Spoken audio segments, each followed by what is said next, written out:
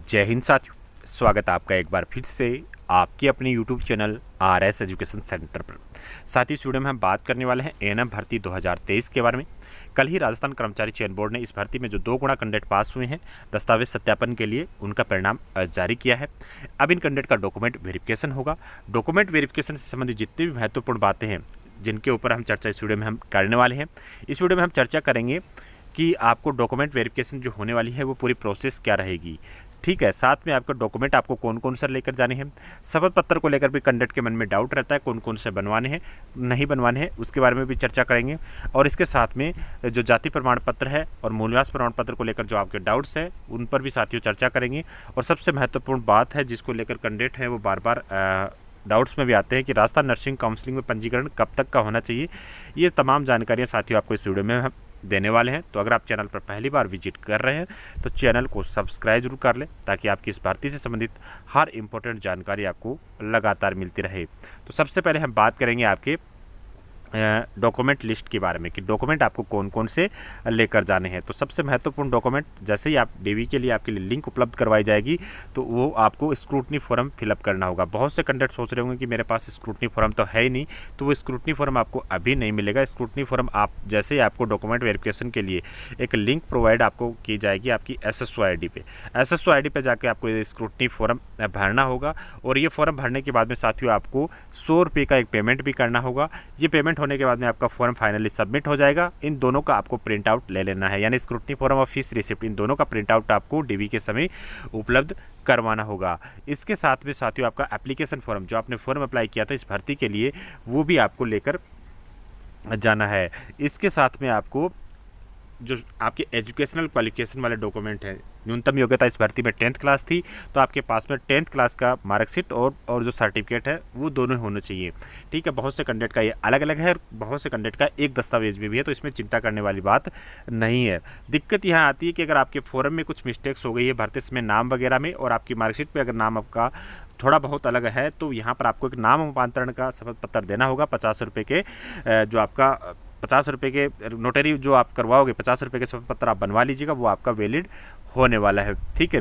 इसके बाद में साथियों हम बात करते हैं कि सबसे महत्वपूर्ण योग्यता, इसके बिना तो आप इस भर्ती में फॉर्म ही अप्लाई नहीं कर पाए थे। तो ये सबसे महत्वपूर्ण डॉक्यूमेंट है साथियों। ये था आपका 10th क्लास का जो स्टैंडर्ड है, उसके साथ में आपका एएनएम का जो आपका डिप्लोमा होता है वो आपके पास में होना चाहिए। और बहुत से कैंडिडेट हैं जो इसको लेकर भी डाउट में है कि एएनएम का डिप्लोमा मेरा आवेदन की अंतिम तिथि के बाद का है या पहले का है, कौन सा वैलिड रहेगा। तो यहाँ पर ये चीज़ भी यहाँ पर देखिए साफ साफ क्लियर की गई है कि जो शैक्षणिक योग्यता है, यानी आपका जो एएनएम का डिप्लोमा है वो आवेदन की अंतिम तिथि से पूर्व का अर्जित किया हुआ होना चाहिए। अगर ये बाद का है तो साथियों ये इनवैलिड है, आपका ये मान्य नहीं होगा। आपके मन में जो डाउट्स है वो आपको क्लियर कर लेना चाहिए। यानी आवेदन, यानी जो आपने फॉर्म की लास्ट डेट थी अप्लाई करने की, वहां तक अगर आपका ये बना हुआ है, ये डिप्लोमा आपको मिला हुआ है, तो आपका वैलिड है, अदरवाइज आप यहां पर बाहर होने वाले हैं। और जो दूसरी महत्वपूर्ण बात है कि आप जो कैंडिडेट हैं वो रजिस्टर्ड होनी चाहिए किसमें, Rajasthan nursing counselling as A B grade nurse, यहाँ पर आप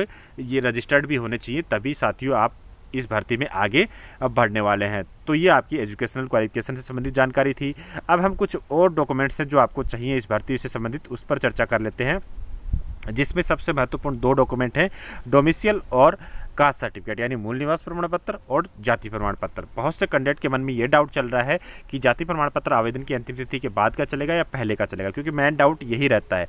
तो मैं आपको क्लियर कर दूं कि चाहे आपका मूल निवास हो, चाहे आपका जाति प्रमाण पत्र हो, अगर ये आवेदन की अंतिम तिथि से पहले के है तो वेल एंड गुड है, अगर नहीं है तो भी आप आवेदन की अंतिम तिथि का दे सकते हैं, अंतिम तिथि के बाद का दे सकते हैं, बशर्ते आपको एक 50 रुपये का जो है वो शपथ पत्र भी यहाँ पर आपको साथियों देना होगा। इसके अकॉर्डिंग ही आपका ये मान्य होने वाला है। तो इसको लेकर बिल्कुल भी चिंतित ना हो कि मेरा आवेदन की अंतिम तिथि के बाद का है या पहले का है, दोनों का मैंने सॉल्यूशन आपको बता दिया है। SC/ST के कैंडिडेट है तो उनका लाइफ टाइम में एक बार ही बनता है, अगर आपके पास में वो है तो वो बिल्कुल वैलिड होने वाला है।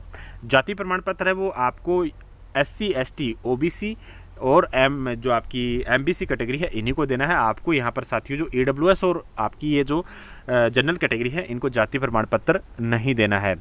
EWS कैटेगरी को यहाँ पर साथियों EWS का प्रमाण पत्र देना होगा। और ये सेम कैटेगरी यहाँ पर आपके ऊपर भी लागू होती है, जो सेम कंडीशन है वो आपके ऊपर भी लागू होती है कि अगर आवेदन की अंतिम तिथि के बाद का है तो बिल्कुल यहाँ पर आपको एक शपथ पत्र देना होगा। और अगर ये आपका 3 साल के अंदर में है, 1 साल से ज़्यादा पुराना है और 3 साल के अंडर में है, तो भी आपको एक शपथ पत्र देना होगा। ये आप बनवा लीजिएगा। ये इसमें जो नोटिफिकेशन में सारी चीज़ें मेंशन की गई हैं, ये चीज़ें आप अपने मन से बिल्कुल भी एक भी चीज़ नहीं है, आपको बिल्कुल भी डॉक्यूमेंट वेरिफिकेशन के समय समस्या नहीं आएगी। ये चीज़ें जो मैं आपको साथ में फ़ोटो के साथ में अटैच कर रखी है, इसमें आप ध्यान से पढ़ भी सकते हैं। वही चीज़ आपको जो मैं बता रहा हूँ वो चीज़ लिखी गई है कि अगर आपका EWS प्रमाण पत्र 1 साल से पुराना है और 3 साल के अंडर में है तो आप शपथ पत्र दे दीजिए, या फिर अगर आवेदन की अंतिम तिथि के बाद का भी है तो भी आप शपथ पत्र दे सकते हैं, वो वैलिड होने वाला है।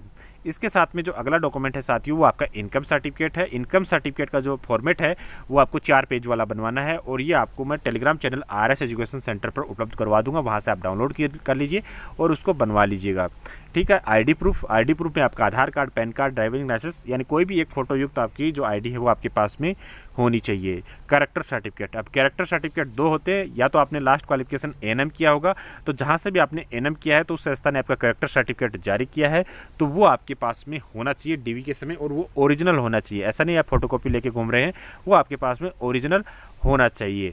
अब बहुत से कैंडिडेट बात करेंगे कि मेरा 5 साल पुराना है तो उसकी कोई वैलिडिटी नहीं है, वो 6 साल पुराना भी चलेगा, तो उसको लेकर मन में डाउट ना लेकर आए।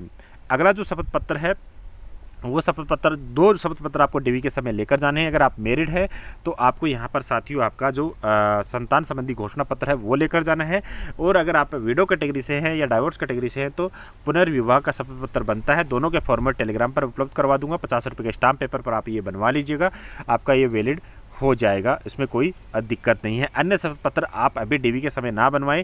दहेज का, धूम्रपान का, ये सब आपको अभी नहीं बनवाने हैं, बाकी आप लेकर जाते हैं तो उसमें कोई दिक्कत वाली बात है नहीं। ठीक है। अन्य प्रमाण पत्र उन कैटेगरी के लिए है जो आप स्पेशल कैटेगरीज की मैं आपको बता देता हूं, जिसमें आप स्पोर्ट्स का हो गया तो अगर आपको स्पोर्ट्स के जो भी आपके डॉक्यूमेंट्स हैं वो लेकर जाने हैं। अगर आप ESM से हैं, एक्स सर्विसमैन से हैं, तो आपको यहाँ पर साथियों आपके जो एक्स सर्विसमैन कैटेगरी के PPO और डिस्चार्ज बुक वगैरह है वो लेकर जाने हैं।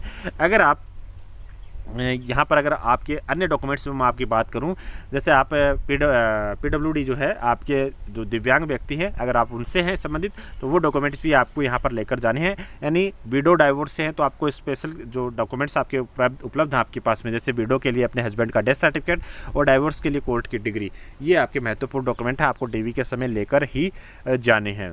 ठीक है। अन्य किसी डिपार्टमेंट में काम कर रहे हैं तो आपको NOC की जरूरत पड़ेगी। मुझे नहीं लगता कि कोई कैंडिडेट अन्य कोई डिपार्टमेंट में काम कर रहा है, फिर भी अगर आप किसी अन्य डिपार्टमेंट को छोड़कर इस डिपार्टमेंट में आ रहे हैं तो आपको DV के समय NOC की ज़रूरत पड़ेगी। और ये जो इनकम सर्टिफिकेट का फॉर्मेट की बात मैं आपको कर रहा था, वो फॉर्मेट का मैं एक नमूना आपको दिखा देता हूँ। हालांकि ये 4 पेज का है जो कि आपको टेलीग्राम पर उपलब्ध करवा दिया जाएगा, वहाँ से आप डाउनलोड कर लीजिएगा।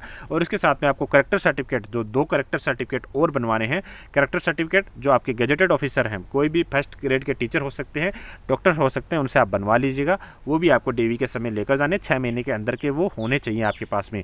बाकी जितने भी मैंने आपको डॉक्यूमेंट्स बताए हैं जिनके फॉर्मेट आपको चाहिए, वो आप Telegram channel RS education centre join कीजिएगा। ठीक है। वहाँ पर आपको ये डॉक्यूमेंट उपलब्ध करवा दिए जाएंगे। तो इस वीडियो में बस इतना ही। वीडियो में दी गई जानकारी आपको कैसी लगी कमेंट सेक्शन में ज़रूर बताइएगा। इस वीडियो में बस इतना ही, मिलते अगले वीडियो में, तब तक के लिए धन्यवाद। जय हिंद।